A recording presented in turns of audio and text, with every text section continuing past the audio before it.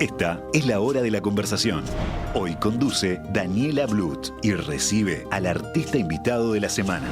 Presentan Banco República. Ahora podés hacer transferencias usando el número de celular de tus contactos. Móvile, la nueva línea de mobiliario de la Viere. Auspicia Victoria Plaza Office Tower.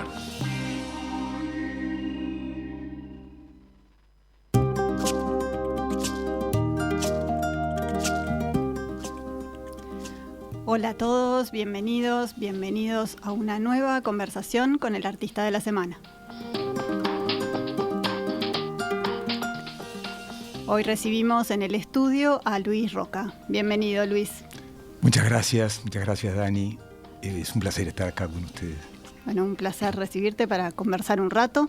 Vamos a contarles a los oyentes un poco acerca del artista de esta semana. Es artista y es arquitecto también, es pintor y es ceramista. Se formó como arquitecto en la Universidad de la República y como artista en distintos talleres en Uruguay y fuera de fronteras también, con colegas, como veníamos charlando ya fuera de estudio, y de eso vamos a estar conversando hoy. Para quienes lo conocen a él y a su arte de cerca, pueden decir que su vida y su trabajo cambió a partir del contacto con la filosofía zen, la meditación zen, pero la filosofía zen, que va más allá. Y después llegó un viaje a Japón que completó ese camino y que cambió aún más todo ese recorrido. Hoy trabaja con su arte en el Galpón Obligado, un espacio creativo que comparte con otros artistas, algunos ya pasaron por el ciclo, y es uno de los participantes que va a estar exponiendo en Proyecto Arte, una feria de artistas que se organiza ahora nomás en poquitos días a mediados de octubre. Así que tenemos varios temas para tocar: las exposiciones, el compartir el espacio con otros artistas, la cerámica, la pintura y ese cambio, bueno, la experiencia en Japón que debe ser impresionante. Y empezar por el principio, que es la formación, porque la formación formal fue en la Facultad de Arquitectura, pero eso fue el puntapié inicial. Así que por ahí me gustaría arrancar, Luis, que me cuentes un poquito cómo te formás en arquitectura, te recibís de arquitecto y ejercés de arquitecto, pero tu camino también ha sido en paralelo y profundo en el arte. ¿Cómo se dan esas dos cosas? En realidad, mi formación comienza anteriores. Mi abuelo era escultor. Uh-huh. Toda mi familia es mercedaria. Mi hermana y yo somos los dos únicos montevideanos. Y el estar con mi abuelo cerca, mirándolo esculpir y trabajar en mármol y la madera, fue una formación de niño súper importante. Él me corregía los dibujos y con él avancé, di mis primeros pasos. Después estudié piano. Yo soy profesor de piano y profesor de solfeo, así que la música también está muy cerca. Y finalmente fue la arquitectura una de las pasiones, junto con el dibujo y la pintura, que desarrollé. ¿Nunca dudaste cuando tenías que elegir la carrera de que iba por ese camino? Dudé. Está bien. En aquella época la duda se simplificaba más que ahora. Los chiquilines ahora tienen muchísimas más posibilidades. El mundo es mucho más chico, las posibilidades de desarrollo son muchísimo mayores. Ser un artista en aquella época era toda una aventura. Soy muy amigo de Clever Lara. Él optó por la pintura y era todo un desafío. Fuimos compañeros en el IABA, de poquititos años que hizo Clever de arquitectura.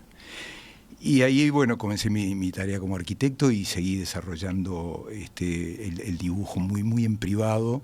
Hay una idea que me gustaría transmitirle, que me parece bien interesante con respecto a esto de la arquitectura y el dibujo. La línea en arquitectura es una representación de algo. Yo dibujo una línea en un plano de arquitectura y estoy representando un muro. Un rectángulo puede ser una puerta donde valen el alto y el ancho, las medidas. Un día me encontré con que Paul Klee decía que una línea es un punto que salió a pasear. Y ahí dije, hay dos mundos. Entonces empecé a buscar en mí esas líneas que empezaban a pasear. Y fue todo un trabajo personal bastante complejo, porque la formación en arquitectura es una formación técnica, artística, pero fundamentalmente técnica, y encontrar en mi interior formas de expresión personales que fueran mi camino para poder desarrollar la sensibilidad artística, la sensibilidad pictórica, me encanta decir que soy pintor. Pintor y no artista. Pintor y no artista. Fue todo un proceso largo, de muchos años, que se fue consolidando. Pero también era una necesidad. Pero también era una necesidad casi diaria. En una de tus entrevistas a Lala Severi escuché que Lala decía que todos los días hacía un dibujo. Yo no soy tan prolífico, pero todos los días hago una raya. Desde siempre. O sea que sí, siempre. Ella había empezado con la pandemia. Ella había empezado, seguro, exactamente. Esa necesidad como de mostrar algo. Sí. Y bueno, y en realidad empecé como a sentir que realmente estaba consolidando mi camino artístico cuando me di cuenta de que debía formar parte de grupos. Increíblemente los artistas siempre dicen que suelen ser muy solitarios. La actividad es solitaria, cuando pinto sin duda estoy solo, pero necesito muchísimo el compartir con otros colegas, con otros compañeros de camino, lo que hago, lo que hacen, ver nuestras obras, comentarlas. Así que siempre he formado parte de colectivos. ¿Pero en la modalidad de talleres o en espacios así como es el En realidad en los espacios, en espacios como ese. Hice algunas experiencias puntuales, muy pocas locales, en Nueva York, sobre todo en Spring Institute, en varios institutos en Nueva York, fui 2 o 3 veces. Y la verdad que fue súper interesante como experiencia. En una época en que estuve trabajando muchísimo en la figura humana. O sea, trabajamos durante años con un grupo que se llamó, que autodenominamos el Grupo de los 5, que era en un subsuelo, una casa que reciclamos con Carla Antón, que es arquitecta y fotógrafa, que es mi señora. Teníamos un espacio de trabajo allí en el sótano y nos juntábamos 5. ¿Quiénes eran pintores. esos 5? Marcelo Vera, Vicente Farías, Antonio Prieto y Andrés Ucera. Después se incorporó Gerardo Braga unos años después. Y hicimos una experiencia interesantísima con modelos que empezaron algunos de ellos, empezaron a formar parte del grupo. Y eso culminó hubo un punto álgido con una exposición aquí muy cerquita en Fundación Unión, que ya no está más, lamentablemente, pero que fue un espacio de divulgación del arte interesantísimo, donde mostramos un poco el trabajo nuestro con un audiovisual de Carla. Nunca supe si el audiovisual era mejor que nuestras obras o al revés, pero que era excelente. Era un audiovisual donde mostraba todos los procesos de trabajo, cómo habían avanzado cada una de las obras y cómo era el vínculo con los modelos, ¿no? con las personas que eran nuestros modelos. Y ahí era un colectivo, pero cada uno trabajaba en su obra. ¿Y qué es lo que te gusta de ese trabajo en colectivo, pero individual? O sea, porque no es un taller donde hay un docente que le enseña a los demás. Exacto. Mis docentes fueron esos 4 compañeros, esos 4 amigos. Entonces, ¿qué hay? Un tema de que capaz que alguien te sugiere que cambies esto, o que vayas por este lado, o te hace una crítica. Y tal cual, Dani. La forma, que además lo verifiqué en Nueva York, la forma de trabajo con modelos es bastante universal. Son 20 minutos en que posa el modelo y después hay 15 o 20 de descanso. Más de 20 minutos es como casi imposible, sea retrato, desnudo o figura humana, en la forma que sea, porque empieza a endurecerse el cuerpo de la persona que está modelando. Es bastante. Entonces la frescura se mantiene durante 20 minutos. Cuando en los intermedios exponíamos lo hecho hasta el momento y había crítica colectiva súper amorosa y como cuidada, constructiva. Pero muy profunda también. En ese espacio además hicimos una experiencia que fue muy interesante, que fue invitar a músicos. Estuvo Meigenda, estuvo Diego Presa, estuvo el Nico Nicho. Entonces ellos improvisaban mientras nosotros dibujábamos, y la condición era de que cuando se terminaba el espacio, que duraba unas 2 horas, 3 horas el evento, el músico amigo elegía una de las obras y se la regalábamos, firmada y dedicada a él. Muy bueno. Eso fue súper, súper lindo. ¿De qué época estamos hablando? ¿De qué años? 2000 y poco, antes del 2010, por ahí. La exposición fue en el 2011 y eso hacía años que lo hacíamos, o sea que ese es el entorno. Uh-huh. ¿Y en qué momento entra la filosofía Zen, que yo mencionaba en la presentación? Y un poco después buscando distintos caminos y leyendo algunos libros, leyendo a una autora que además es monja Zen, madre de hijos, tiene una vida absolutamente normal. Eso lo aclaro porque al decir monja parece... Si uno se imagina otra cosa. Otra cosa. Que se llama Joko Beck, es norteamericana. Dije, acá hay algo que es muy interesante y que desconozco.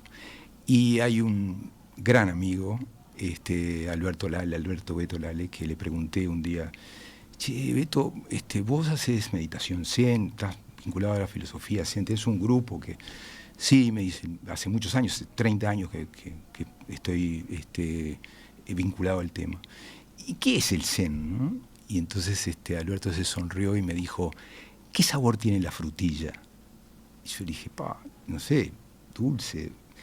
Si no la probás, no podés saberlo. Así que te invito, venite este martes y vas a ver lo que es el Zen, pero lo tenés que vivir, no te lo puedo contar. Fui y nunca dejé de participar las semanas. Los martes nos encontramos, todos los martes de noche, desde hace 8 años. Y si nos tuvieras que explicar a los que no fuimos todavía a los encuentros y a los oyentes. Tienen que comer la frutilla. En realidad es un encuentro en el cual es muy simple y a la vez de tan simple que es bastante complejo. La idea es que durante media hora uno se sienta en silencio, en una posición que tiene 2000 y pico de años de experimento, o sea que se sabe exactamente cuál es, en un almohadón, con las piernas cruzadas, en posición vertical, tratando con una respiración normal, pero lo más calma posible. Hay unos minutos antes en los cuales uno deja la ciudad afuera y trata de... La vida, los problemas. La vida, sí. Trata de entrar en calma. Y con los ojos entreabiertos se sienta en silencio. Mucha gente piensa que la idea es parar la mente, no pensar. Eso es imposible. La mente, nuestro cerebro es un productor de imágenes y de pensamientos, así como nuestro sistema digestivo produce otros jugos gástricos y demás, la mente produce ideas. O sea que el tema en realidad es no quedar prendido a las ideas, es permitir que pasen, que sean como un viento que se va. Que fluyan. Que fluyan. Y no, lo cual es muy difícil, y entonces cada vez que uno se descubre que está empezando a pensar en las tareas de mañana, en la cuenta que tengo que pagar, vuelve a la respiración y a decir, calma. Es un ejercicio. Es un ejercicio. Es un ejercicio de buscar la tranquilidad y el eje y la calma interior. El autoconocimiento. Exacto. Y que sin saberlo, porque el objetivo es ese y no hay otro, pero sin saberlo uno empieza a cambiar su manera de ver la vida y de transitar por la vida. Eso te iba a preguntar, ¿modificó eso tu obra? Modificó mi obra muchísimo, modificó mi forma de trabajar, de ver las cosas. Hay 1000 ejemplos que en general son pequeños, pero que demuestran transformaciones importantes. Lo que pasó con mi obra es que yo, en realidad hasta ese momento, la figura humana había sido absolutamente central. Y a mí me interesa muchísimo el trazo bastante expresionista y potente. Era una obra realista, donde intentaba representar la realidad, no de lo que veía, sino de lo que estaba sintiendo y la conexión con quien veía. Por eso el tema de los modelos era bien importante. Hay muchas anécdotas muy lindas de esas, de vínculo con los modelos. Y con la incursión en todo el tema de la filosofía Zen, empecé a entender o quería buscar un camino en el cual la abstracción y la realidad pudieran convivir. Uno de los principios básicos es la no dualidad en el Zen. O sea, nuestra cabeza está armada para lo dual. Es blanco, negro, noche, día, bueno, malo.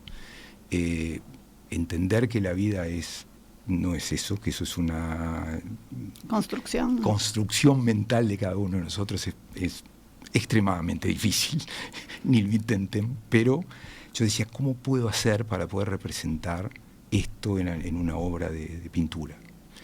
Y no sé si lo logré, pero sí lo estoy buscando, y después, si querés, podemos hacer un análisis de la obra que tenés detrás desde este punto de vista, que me parece que es el más interesante. Uh-huh. Bueno, eso surgía mucho en los mensajes que escuchamos en estos días, ¿no? Sí. De la gente cercana a vos y a tu obra, que hablaba de eso, bueno, del expresionismo, del trazo fuerte, y creo que era Roxana Palota que hablaba, ¿no? Que es tu obra como más genuina o más íntima también, que decía la obra está nueva, o esta que estás logrando ahora, ¿no? Después de este recorrido. Sí. Gran querida persona, Rosana, sí, muy excelente. Además, sus críticas siempre son súper bienvenidas, porque tiene una formación y tiene una calidad para entender lo que ve muy exquisita. Uh-huh. Y antes de entrar en la obra, después llega ese viaje a Japón en 2019, que supongo que es parte de este recorrido. Exactamente, es parte de este recorrido. Antes de la pandemia, justo. Y justito antes de la pandemia. Y me pasaron muchas cosas. Japón es un país, es una cultura. Es una entrevista aparte. Muy particular. Sí, totalmente. Es muy especial. Carla, muchos años me dijo, tenemos que ir a Japón. Yo hice el viaje de arquitectura como docente y nos fuimos a Japón. Carla es arquitecta y también hizo el viaje de arquitectura. Y me decía, tenemos que ir a Japón porque Japón para vos va a ser muy importante. Ella sí había ido. Ella sí había ido. Y finalmente le creí, fuimos, estuvimos un mes en Japón profundo. Tuvimos muy poquitos días en Tokio, Kioto, y mucho tiempo en los Alpes japonesos, en la montaña, en los pueblitos, en lugares bastante... En templos. En templos, seguro. Pero eso es otro tema interesantísimo. Pero hay una cosa que quiero destacar de lo que vi en Japón, de lo que sentí en Japón, que me parece, porque quiero hacer justicia con algo que nosotros no valoramos, que es la cerámica. Que en Occidente la cerámica es considerada un arte menor, una artesanía, y quiero saludar a Mica Pereira, que fue quien me introdujo en el Raku, gran docente, esta docente que no esconden nada, que te cuentan todo. ¿El Raku fue a partir del viaje a Japón o fue antes? El Raku fue a partir del viaje a Japón. Y la cerámica es considerada un arte mayor. A ver, te interrumpo un minuto. ¿Es eso que estamos viendo para los que nos siguen en video? Es eso que estamos viendo. Son esas imágenes. Eso es Raku. Que es una técnica antigua. Es una técnica antiquísima, con una forma de hacer las piezas muy particular, porque tiene dos cocciones distintos. Hay una primera cocción, que es el bizcocho, que es como la cerámica normal, y después hace una segunda cocción.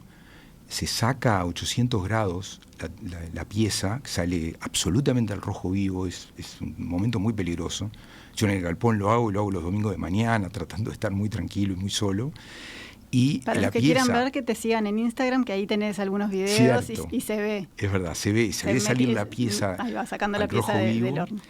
Entonces se introduce en un lugar con aserrín, que con el contacto con una pieza de 800 grados se prende instantáneamente fuego y genera humo. Y entonces uno tapa la pieza y deja media hora que se cocine en ese humo. Entonces todas las partes que no tienen pintura, que no tienen esmalte, se tiñen de ese humo negro, y es el negro mate que se ve en las piezas. Y se produce una transformación de los productos químicos que forman el color y dan los colores finales, que no tienen nada que ver con el color que uno da, que es del esmalte. Es del esmalte. El esmalte a veces es gris y el resultado final es un verde fantástico, ¿no? Eso se transforma, y se transforma aleatoriamente. No siempre... No lo puedes controlar. No lo puedes controlar. Con mucho tiempo uno logra darse cuenta por dónde puede andar el color, pero nunca es exacto, porque además depende de la temperatura, humedad ambiente, la cantidad el contacto con otras piezas de la pieza que estás introduciendo en el aserrín. Y después de media hora, agua fría, segundo estrés térmico de la pieza. Por lo tanto, tanto la masa como los productos químicos con los cuales se hace el esmalte y demás, todo lo hace el artista. Y iba a decir artesano, ¿viste? Y se filtró ahí. Se me filtró. Y es casi como una tarea alquímica.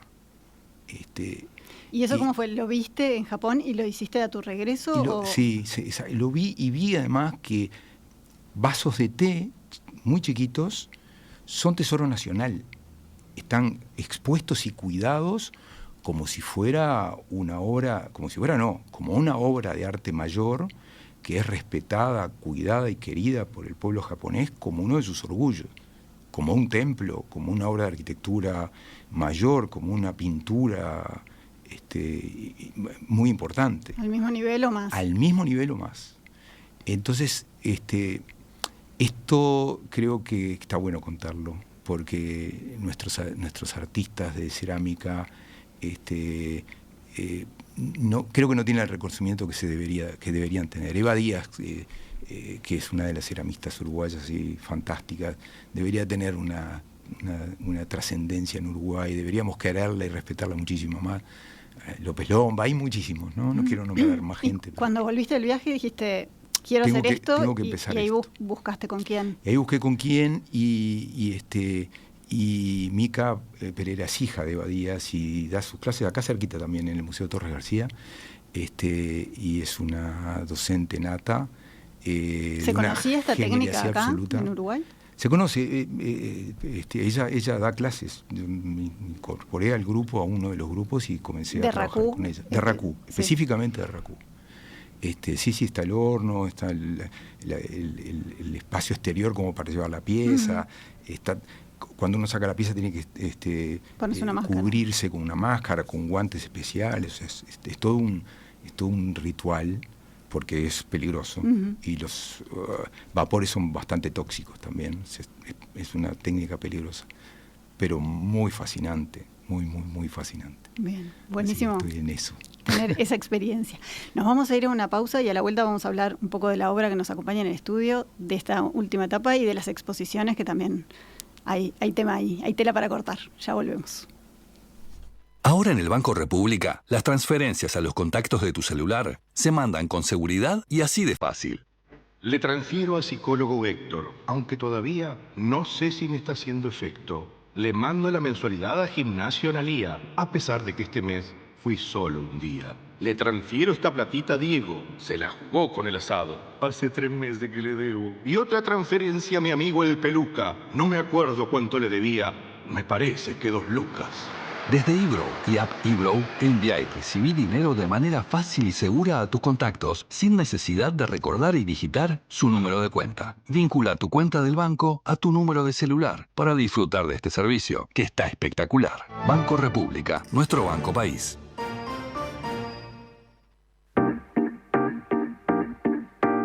Móvile, la nueva línea de mobiliario de la Viere, presenta su línea Cero. Diseños simples y armónicos, con la calidad de factura y materiales que ya son característicos de la Viere. Los invitamos a conocerla en laviere.uy.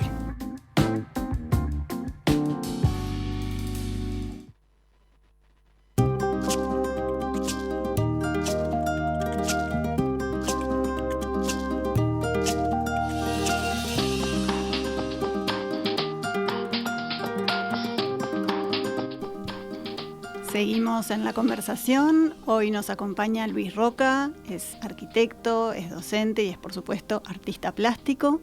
Estuvimos charlando de arte, de arquitectura, de su viaje por Japón, y ahora nos queríamos centrar un poco en su producción artística, en las pinturas, en la obra precisamente que nos acompaña hoy en el estudio. Ya estuvo adelantando algo, pero ahora nos va a contar un poquito la historia. Se llama Oriokis 2. Sí. Es esta que está hoy por acá. Contanos un poco el nombre y por qué. Forma parte de una serie. Fue una parte de una serie de 10 cuadros que se llaman todos Oriokis y están numerados por orden de aparición, por orden de ejecución. Este es el 2, esa es una pista. Esta es la segunda. Sí, hay 2 maneras de mirar este cuadro. Voy a empezar por una, pero podríamos haber empezado por el otro lado.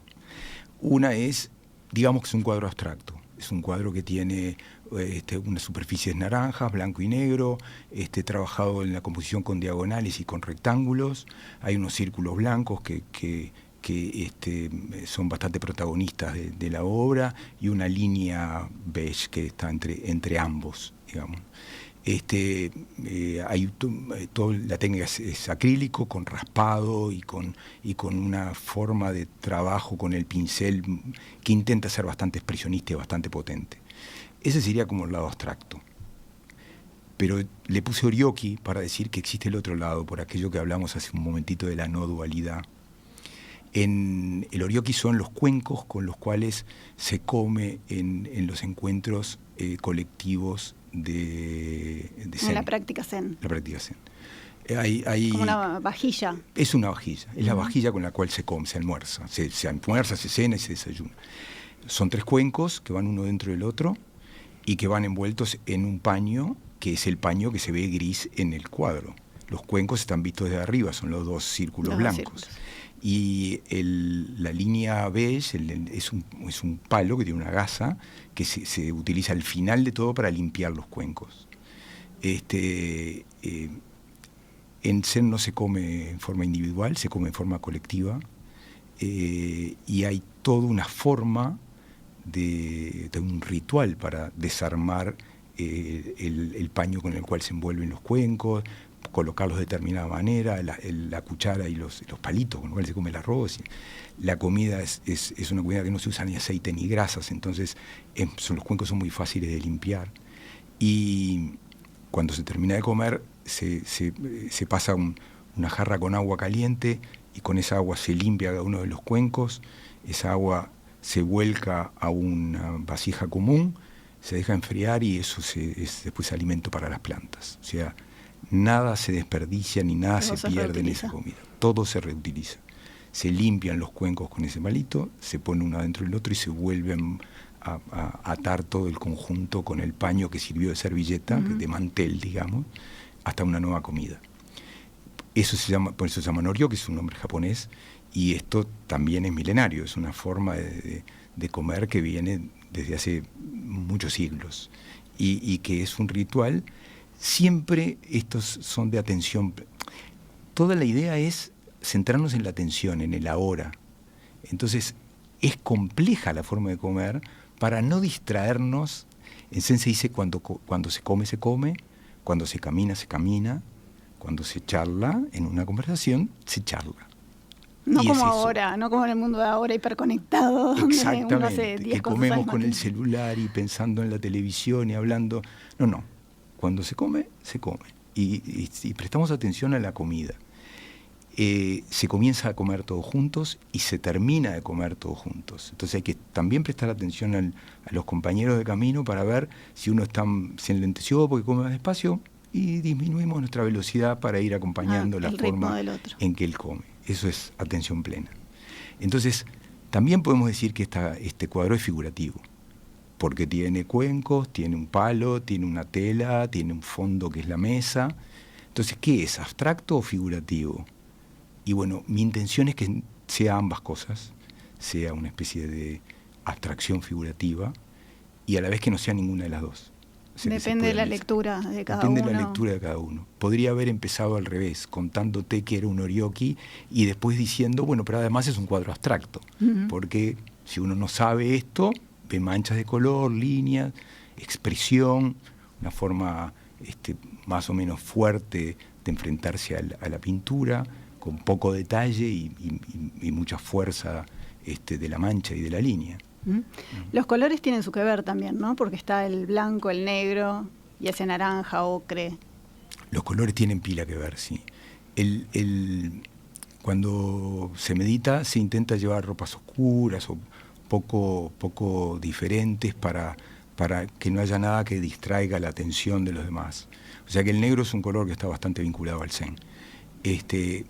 El blanco es un color bien importante, pero no solo en el Zen, en la cultura en general. El blanco es en nuestra cultura occidental y cristiana, es símbolo de pureza, está muy vinculado con los lados más luminosos del ser.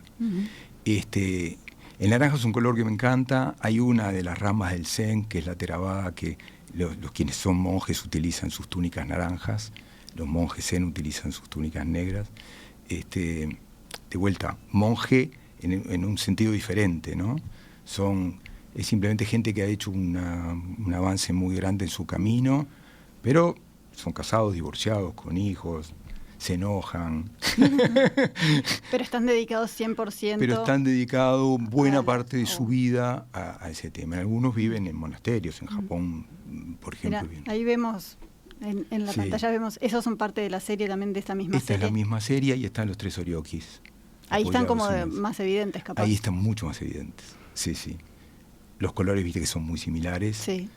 En toda la serie los colores son bastante similares. Intenté darle cierta unidad a la serie por el lado del color, porque además son colores que me gustan particularmente y porque además estoy intentando minimizar la cantidad de elementos, la cantidad de palabras que uso en mi lenguaje.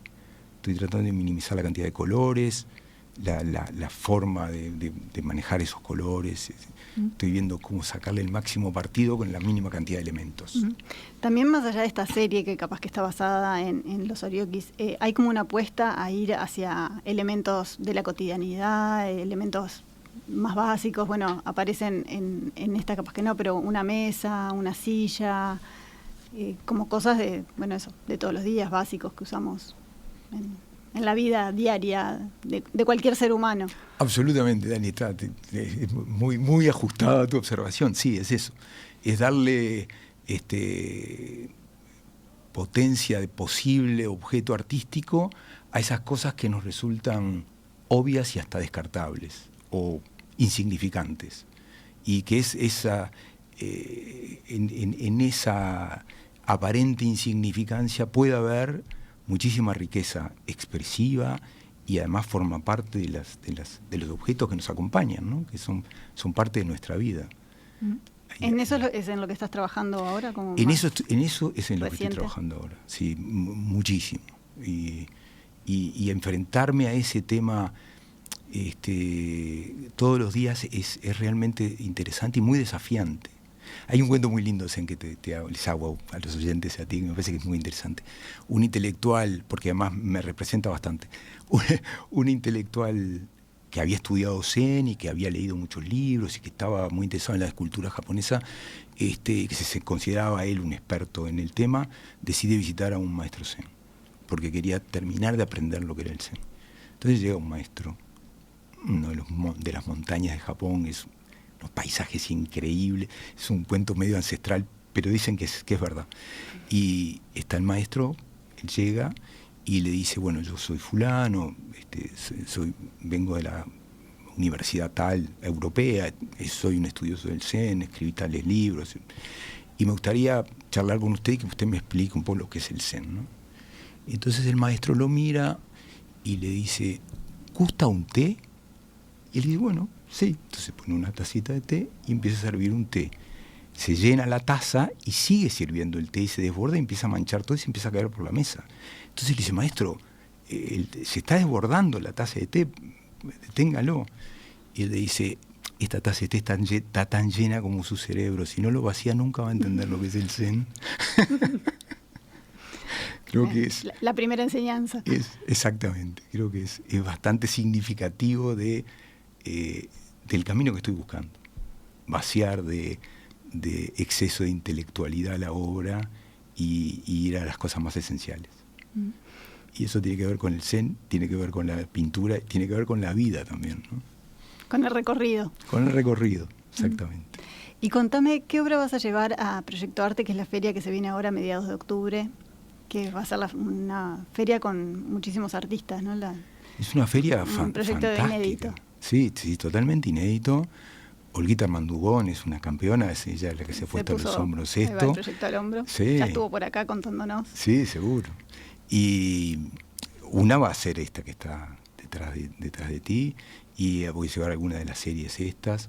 Tengo este fin de semana, trabajando el domingo, apareció una obra que me parece que es interesante que la lleve.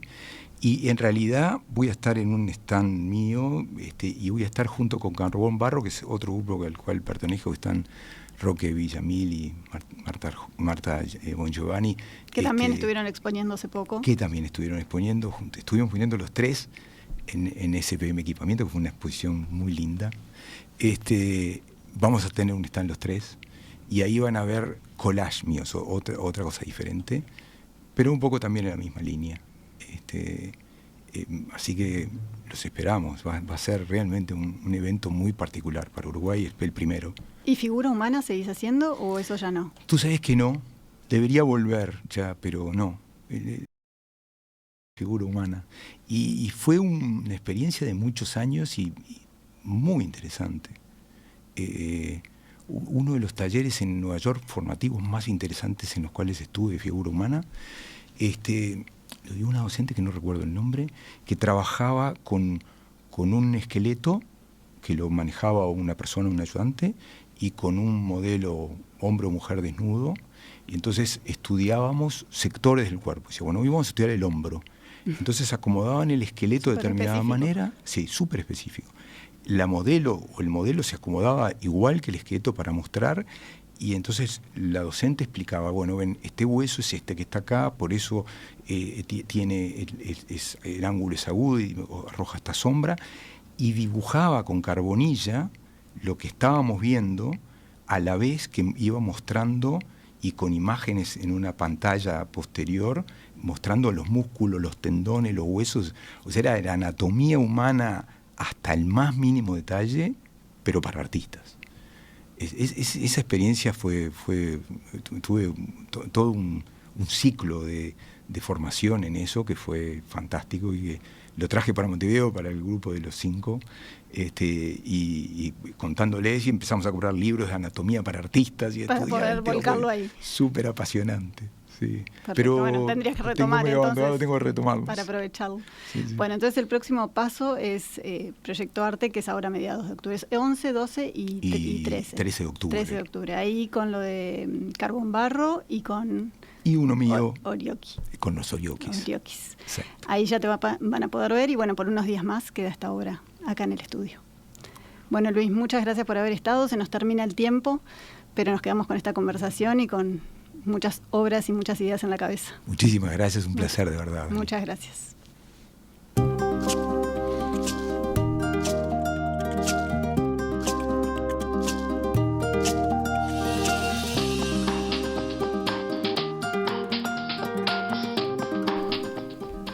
Hoy les quiero recomendar una muestra que tiene lugar en el marco de las celebraciones de los 190 años del Cerro de Montevideo. Involucra a uno de los artistas más emblemáticos, José Gurvich. La muestra se llama Gurvich vuelve al cerro y se desarrolla justamente en el Centro Cultural Florencio Sánchez, que es un ícono del barrio. Gurvich vivió en el cerro durante más de 10 años y en su obra retrató a sus habitantes, sus paisajes y situaciones cotidianas, construyendo una visión única y muy propia de la época. Un dato para los curiosos es que Gurvich tenía su casa-taller en la calle Polonia, con vistas privilegiadas a la bahía y al puerto, para los que se quieran dar una vuelta. La muestra se puede visitar unos días más. Esta semana está, así que hay que aprovechar, y les recomiendo confirmar los horarios y los días en el propio Florencio Sánchez para poder darse una vuelta. Así que ya saben, Gurvich vuelve al cerro en el Centro Cultural Florencio Sánchez.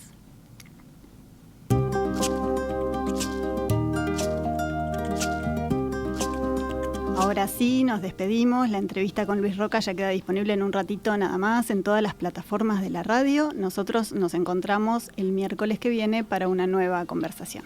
Muchas gracias.